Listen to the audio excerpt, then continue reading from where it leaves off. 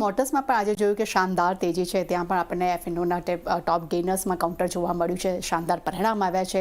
Margins કંપનીના આપણને all time high જોવા મળ્યા છે. એટલું જ નહીં, વોલ્યુમ્સમાં પણ એક સારો સુધારો આવ્યો છે અને ખાસ કરીને કંપનીની જે ઓપરેશનલ એફિશિયન્સી છે તેમાં પણ એક ગ્રોથ જોવા મળ્યો છે અને દરેક પ્રોજેક્ટના પોર્ટફોલિયોમાં પણ આપણને સારી માંગ જોવા મળી છે. અને સૌથી ઇમ્પોર્ટન્ટ વાત એ છે કંપનીની કોલની મોટી વાતો, જેમાં ખાસ કરીને કંપની એબિટા માર્જિનમાં સતત સુધારો જે છે તે યથાવત રહેવાની વાત કરી છે. એટલું જ નહીં, તેમને ત્યાં પણ એક ખુલાસો કર્યો છે કે કાચા માલની કિંમતોમાં એક સ્થિરતા તેમને જોવા મળી છે. પ્રીમિયમાઇઝેશન પ્રોડક્ટ જે છે તેના મિક્સ પર પણ કંપની ફોકસ આપી રહી છે.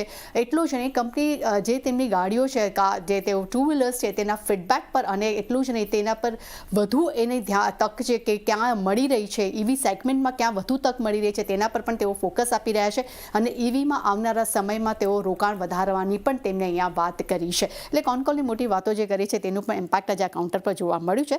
સાથે બ્રોકરેજ રિપોર્ટનો પણ એક સપોર્ટ મળ્યો છે. મેક્વારીએ ટીવીએસ મોટર માટે આઉટ પરફોર્મ રેટિંગ આપ્યા છે. લક્ષ્યાંક તેમને ₹2,857 પ્રતિ શેર કર્યા છે, જ્યારે જેપી મોર્ગન તરફથી આપણને ઓવરવેટ રેટિંગ જોવા મળ્યા છે. અહીંયા લક્ષ્યાંક તેમને વધાર્યા છે અને તેમને ₹3,130 પ્રતિ શેર કર્યા છે અને યુબીએસસી પાસેથી પણ આપણને ટીવીએસ મોટર માટે બાય રેટિંગ્સ જોવા મળ્યા છે અને લક્ષ્યાંક અહીંયા તેમને પણ ₹3,100 પ્રતિ શેર કર્યા છે.